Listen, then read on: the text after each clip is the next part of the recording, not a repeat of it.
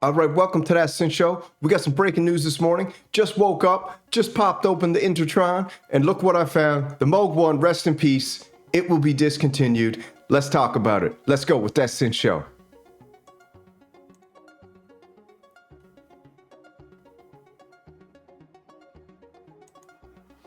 All right, this is probably one of the most iconic polyphonic analog synthesizers ever made. Although it came with some controversy, it was plagued with some tuning issues and this and that, but who knows, man? But it is a work of art, aesthetically, that's for sure. And I just got some breaking news that this has been discontinued. So let's not waste no time. Let's get over and check it out. And then we're going to watch probably one of the first videos Moog ever released on the Moog One and just check that out together as some nostalgia and an homage to Moog.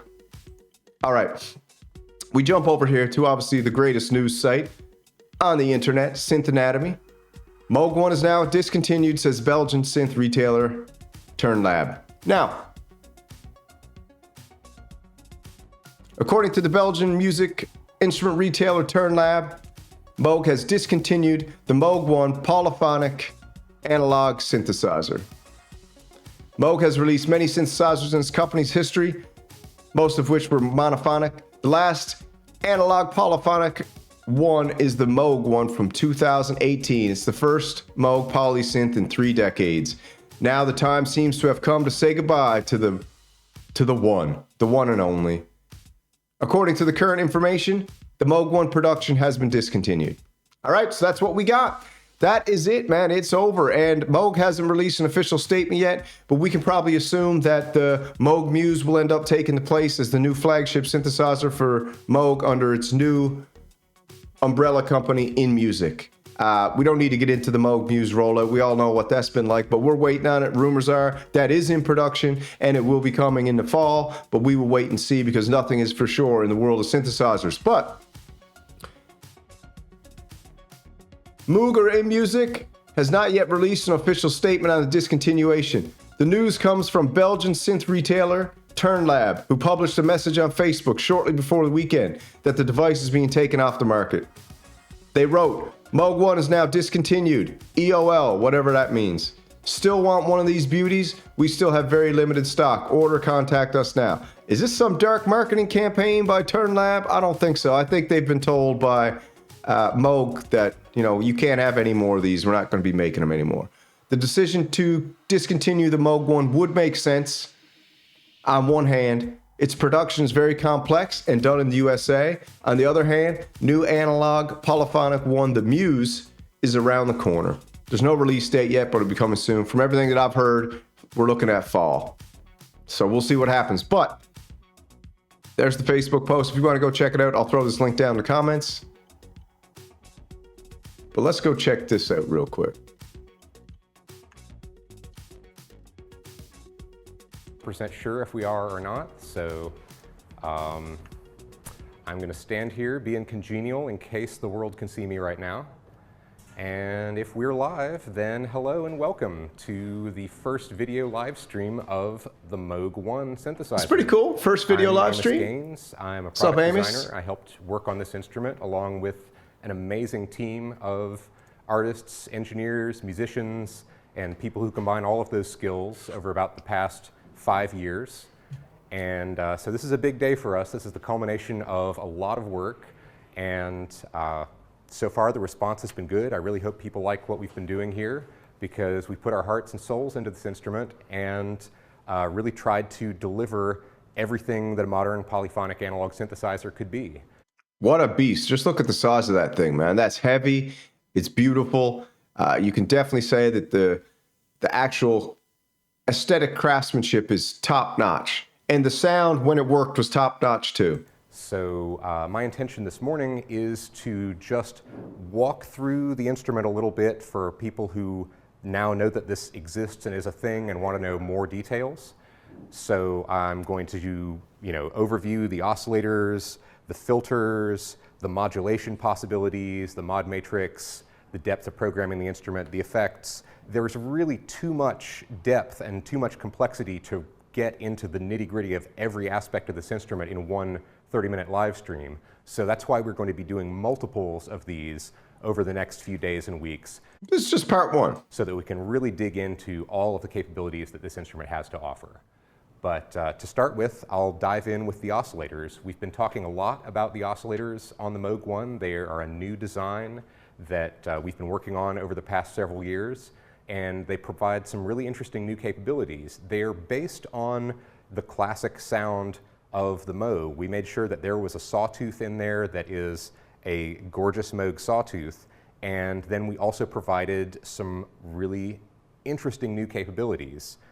We have what we call a variable core, where you have a triangle core mode for the oscillator that has continuous control over the rise time and the fall time of the waveform. And you can modulate that in real time, you can dial it in. So I'm just going to initialize a preset right quickly. And this It's too bad that something like this was so much money, but it was a very successful synthesizer. And for $8,000 plus, this thing really, they sold a lot of them, man. And like I said, there was some issues, but there's always going to be issues.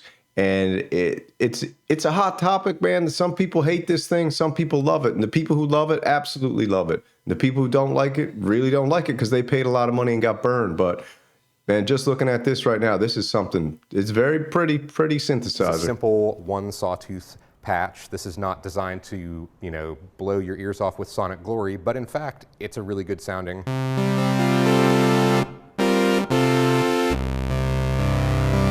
Really good sounding basic core waveform that you have to start with. But one of the other interesting things about it is right now I'm in sawtooth mode, so this wave angle knob here allows you to control the reset time of the sawtooth. And the reset is when it snaps from 0 to maximum, and that's what provides the really high-end harmonic content of the waveform. And by adjusting the wave angle, you can roll off those high-end harmonics in a way that is like using a filter, but in fact it's entirely different. It creates a really interesting sound like this.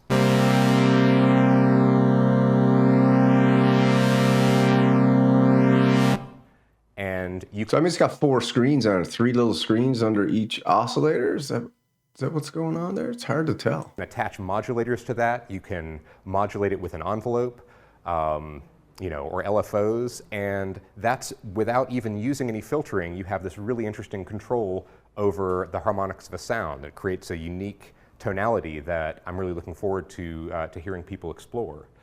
And so in triangle mode, again, that's where you can go all the way from a sharp sawtooth to a pure triangle to a reverse sawtooth, a ramp wave. And again, this gives you really dynamic control over the tonality of the waveform.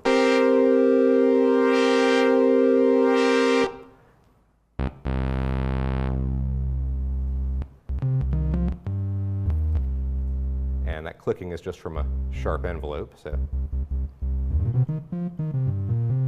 nobody likes the clicks, but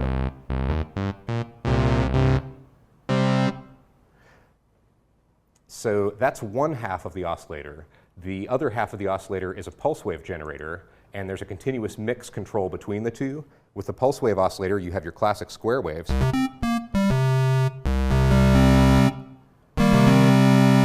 And you have full control over the pulse width.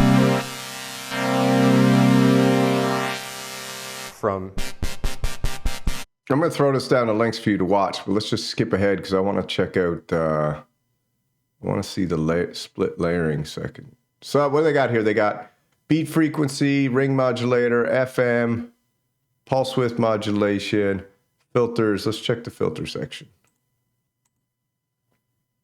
Ah, the deodorant lady. Want to know a secret? Yes. More than just my armpits stink. Oh, gross. That's why I use Secret whole body deodorant.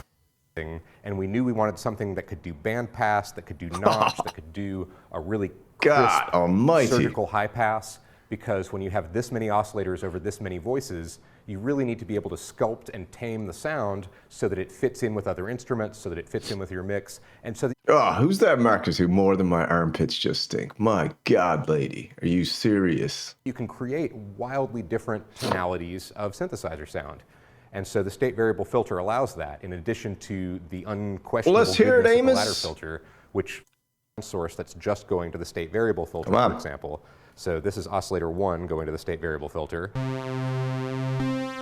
Let me just go back over to a nice sawtooth here. All right. Let's get the filter sweep, brother. So I'll crank up the resonance. We're in low pass mode on the state variable filter right now. And that resonance can get very hot, so I'm going to turn that down just a little bit. Yeah, the idea is just you've a got these tad. amazing peaks.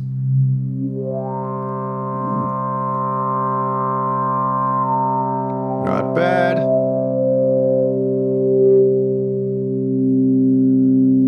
And that's one of my favorite things about an SVF is that you get these singing, musical, ringing overtones. Who doesn't like a good filter especially with sweep? something really Shout out bright to the like a scummers sawtooth at wave. Vulture They just Culture. pop out so crisply when you turn up the resonance.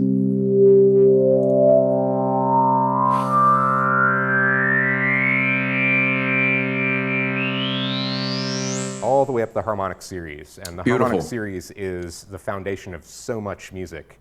Yep. All right, let's see what else we got. Let me check out more buttons, noise module, keyboard splits and layers. Let's check that out. Please don't make the deodorant lady come up again. We've got one sound. And on this side, a completely different one.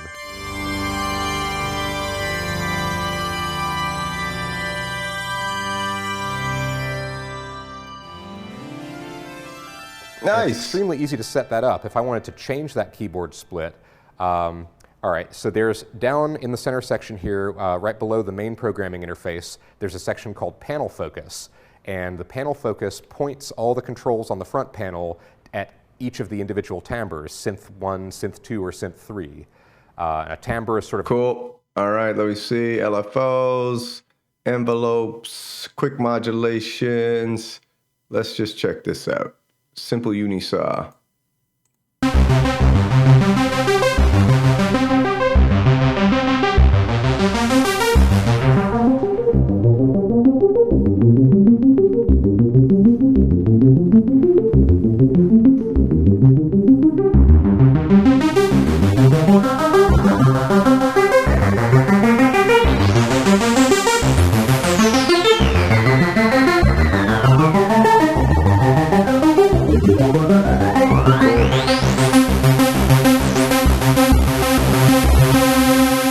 All right, man, that's it. That's all. I'll throw the video down. You go check it out. There's multiple parts to this. It's kind of cool to go back and look at the original video, a live look at the Moog One from inside the Moog factory, which is also no more. So we can say rest in peace to the Moog factory. We can say rest in peace to the Moog One. And like I said, it's kind of a sad day.